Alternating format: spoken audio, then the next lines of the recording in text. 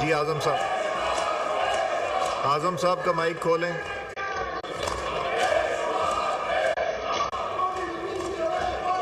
आजम नज़ीर तारड़ साहब का माइक खोलें। आजम नज़ीर तारड़ साहब का माइक खोलें। जी बड़ी अच्छी एक इशू की तरफ तवज्जो मबज़ूल करवाई है। 2018 में जो जेंडर गैप था वो 11.8% था और इलेक्शन कमीशन ऑफ पाकिस्तान और नादरा ने मिलकर जब एफर्ट की तो अभी 2024 के इंतखाबात में अल्हम्दुलिल्लाह ये गैप कम हो के 7.4 पे चला गया है। इसके लिए 113 ऐसे अजला की निशानदही की गई थी जिन अजला में नादरा के ताउन से नेशनल आइडेंटिटी कार्ड्स को बनाने का अमल तेज़ किया गया और ये 10% से ज़्यादा गैप वाले 113 अजला जो हैं वो कम होकर 2024 के इलेक्शन में सिर्फ और सिर्फ 30 रह गए हैं और जो 83 अजला हैं वो 10% से नीचे चले गए। ये एक ऑन गोइंग प्रोसेस है और हम ये तवक्को रखते हैं कि नादरा और दीगर हुकूमती महकमों के ताउन से ये गैप और नीचे आएगा। कुछ चीज़ें ऐसी हैं जैसे कुछ कबाइल में इस मामले में हौसला शिकनी की जाती है, उसके लिए भी लीगल प्रोविजंस मौजूद हैं जिन पे अमल दरामद होता है और कई दफ़ा रीपोल भी करवाए गए हैं। इलेक्शन कमीशन ऑफ पाकिस्तान अपनी आइनी और कानूनी जिम्मेदारी को निभाते हुए इस गैप को कम से कम करने के लिए कोशा है और हुकूमत हर किस्म का ताउन कर रही है। बहुत बहुत शुक्रिया जनाब स्पीकर, बहुत शुक्रिया। आसिया नाज तोनौली साहबा एक सवाल कीजिए।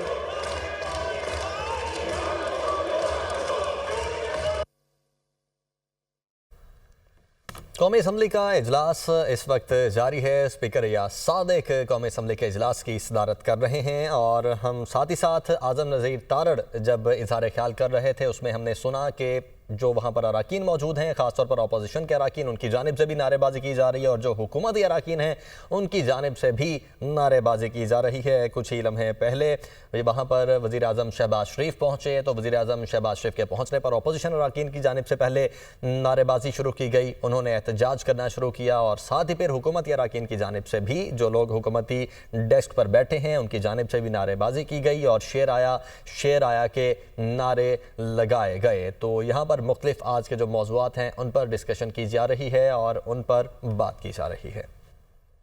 देखिए वो इतनी कारआमद साबित नहीं हुई। अभी जो मिनिस्टर साहब ने कहा है कि जी 10% वाली खवातीन जो है, जहाँ पे 10% तक खवातीन का वोट डल चुका है तो इसको 25% तक कर देना चाहिए सर, ये बहुत ज़रूरी है। और दूसरी बात मैं कहना चाहूँगी कोई ऐसा फ्रेमवर्क होना चाहिए जो कि 3 महीने 6 महीने या साल के बाद इस मसले के हल के लिए कोई टाइम फ्रेम दे देने चाहिए। सर इलेक्शन कमीशन का 2017 का एक्ट रूल नंबर 9 जिस हल्के में खवातीन के वोट 10% से कम है वहाँ खवातीन के हवाले से दोबारा वोटिंग कराई जाए जैसा कि मिनिस्टर साहब ने भी कहा। लेकिन सर बलूचिस्तान और KPK के बहुत से इलाके ऐसे हैं जिसमें अभी तक ये नहीं हुआ।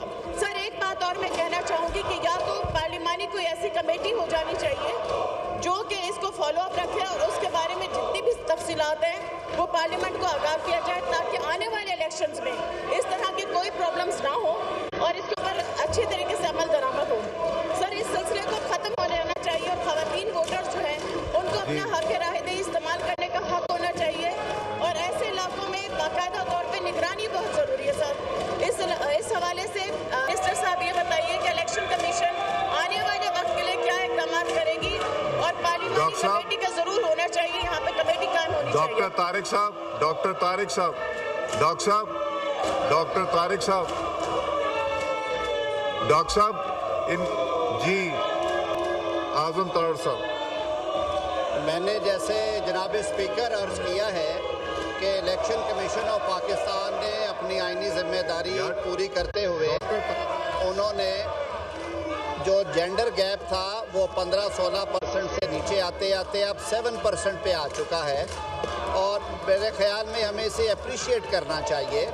और जहाँ तक ताल्लुक़ है और नहीं जहाँ तक ताल्लुक़ है कि इलेक्शन कमीशन मज़ीद क्या करेगा, उसमें इंशाअल्लाह उल अज़ीज़ आने वाले महीनों और सालों में मज़ीद फ़र्क नज़र आएगा। एक अवेयरनेस कैंपेन भी शुरू कराई गई है, उसके साथ साथ नादरा को एक्टिव किया गया है और मोबाइल यूनिट्स भेजे जाते हैं मुख्तलिफ देहात में।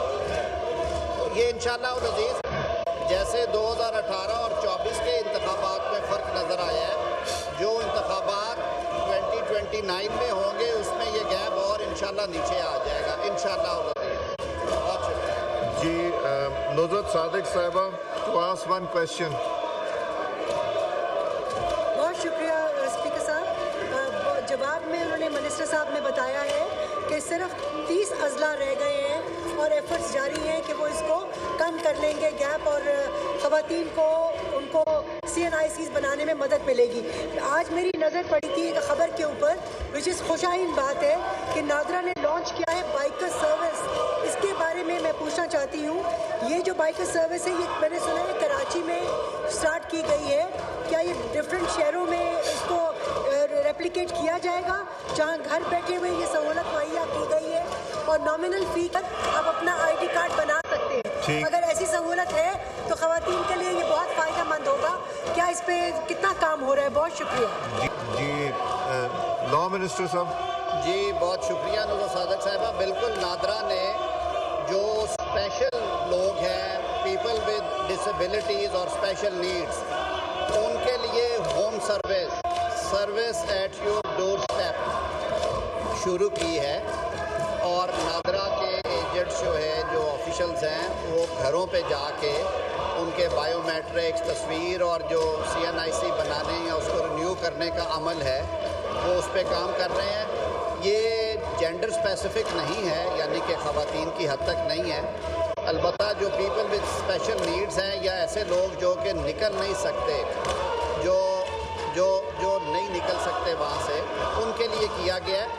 नादरा से हम टेकअप करते हैं कि ऐसी ख़वातीन जो कि नहीं पहुँच सकती दफातर तक किसी वजह से, उन तक भी ये सहूलत फराहम की जाए और इंशाअल्लाह उल अज़ीज़ इसमें इजाफ़ा किया जाएगा और इसका दायरा कार बढ़ाया जाएगा इंशाअल्लाह उल अज़ीज़, इंशाअल्लाह। जी शुक्रिया। ज़ारा वदूद फ़ातमी साहिबा।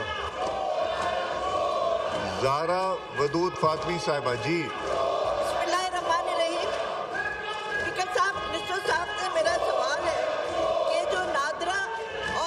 कमीशन मिल करके अगर हो सके तो यूनियन काउंसिल में इसकी निगरानी करना चाहिए। क्योंकि हमारे बहुत सारी औरतें ऐसी हैं जिनकी तालीम इतनी नहीं होती है कि वो पढ़कर नाम बता सकें और उनको बहुत मुश्किल होती है। बाद दफ़ा उनको अपने इलेक्टोरल लिस्ट में उनका अपना नाम नजर नहीं आता।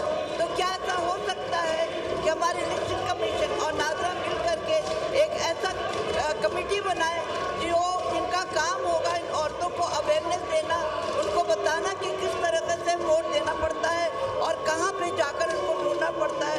क्योंकि जो ऐसे इलाके जो कि दूर दराज हैं, वहाँ पे औरतों को बहुत प्रॉब्लम हो जाता है। तो ये अगर इसके ऊपर गौर किया जाए तो बड़ी मेहरबानी होगी। जी आज़म साहब, क्या ये हो सकता है? देखिए सर, ऑलरेडी भी ये जो कैंपेन है, ये जो वोटरों का अंदराज है, नादरा उसमें अपडेट करता है ऑटोमेशन के ज़रिए से भी। और आपके इलेक्टोरल रोल्स के जो रेलिवेंट प्रोविजंस हैं इलेक्शन एक्ट में, सेक्शन 25 है, 37 है, उनमें ये सारा मैकेनिज़्म दिया गया है। ऑलरेडी ये काम ऑटोमेटेड भी है और खुद से किया जाता है। जहाँ पे कोई फर्दर ज़रूरत पड़ती है वहाँ पे मुआवन अमला जो है वो भी मौजूद होता है कि जो उनको असिस्ट करवाते हैं और नाख्वानदा वोटर्स के लिए सहूलत देते हैं। और कैफ ये अच्छी तजावीज़ है, मैं ये तजावीज़ इलेक्शन कमीशन के ज़रिए नादरा तक ज़रूर पहुँचाऊँगा। जी शाइस्ता खान साहब, एक सवाल कीजिए। प्रिया जनाब स्पीकर साहब, बहुत ही अच्छी तरह एक्सप्लेन किया जी मिनिस्टर साहब ने, लेकिन sir still the gender gap between male and female voter जो है is a pressing issue right now जी इन पाकिस्तान। सर मेरा उनसे ये गुजारिश है कि जो ये बताया गया कि जो 10% से कम जहाँ पे होता है तो वहाँ पे इलेक्शन हो जाते हैं, लेकिन सर कुछ ऐसे पोलिंग स्टेशंस होते हैं जिनमें बिल्कुल फीमेल ने वोट कास्ट नहीं किया होता और उसको बाकी जो इस गैप को वो इस तरीके से ख़त्म करते हैं कि बाकी पोलिंग स्टेशंस के साथ उसको मर्ज करके इस गैप को ख़त्म कर दिया जाता है।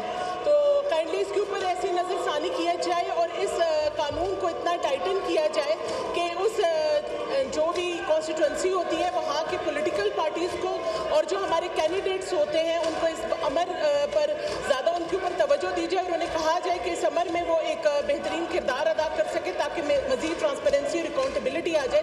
जैसा कि सर मैं खैबर पख्तूनख्वा से हूँ और इस दफ़ा जो वहाँ से खैबर पख्तूनख्वा का जो जेंडर बेस्ड टर्न आउट था वो इट इज़ ऑलमोस्ट 15.7%। तो सर वो जो रूरल एरियाज की जो फीमेल्स हैं उनके लिए जी मिनिस्टर फॉर पार्लियामेंट्री अफेयर्स। जनाब स्पीकर, आपको याद होगा कि इसके ऊपर एक इलेक्टोरल रिफॉर्म कमेटी कायम की गई थी पिछले दौरे हुकूमत में और आप ही ने उस कमेटी को चेयर किया था। उसमें दीगर रिफॉर्म्स के साथ साथ इस रेलिवेंट प्रोविजन को भी दोबारा देखा गया था और अब ये कानून का हिस्सा है कि जहाँ पे ख़वातीन के वोटर्स का टर्न आउट एक ख़ास परसेंटेज से कम जाता है वहाँ पे रीपोल किया जाता है और वो नतीजा कबूल नहीं किया जाता। इस बाबत हर किस्म की जो एहतियात है वो बरती गई है और कानून में भी इसको मुनासिब तरीके से डील किया गया है। ये कुछ हमारे समाजी और माशरती पहलू हैं इसमें, वो मेरे ख्याल में जब तक हम इस पर अच्छी अवेयरनेस कैंपेन्स नहीं करते, रवैये तब्दील नहीं करते, ये थोड़ा इशू रहेगा। लेकिन अल्हम्दुलिल्लाह पहले की निस्बत ये बहुत बेहतर है, बहुत बेहतर है। जी आलिया कामरान साहब, आपका कॉल अटेंशन कई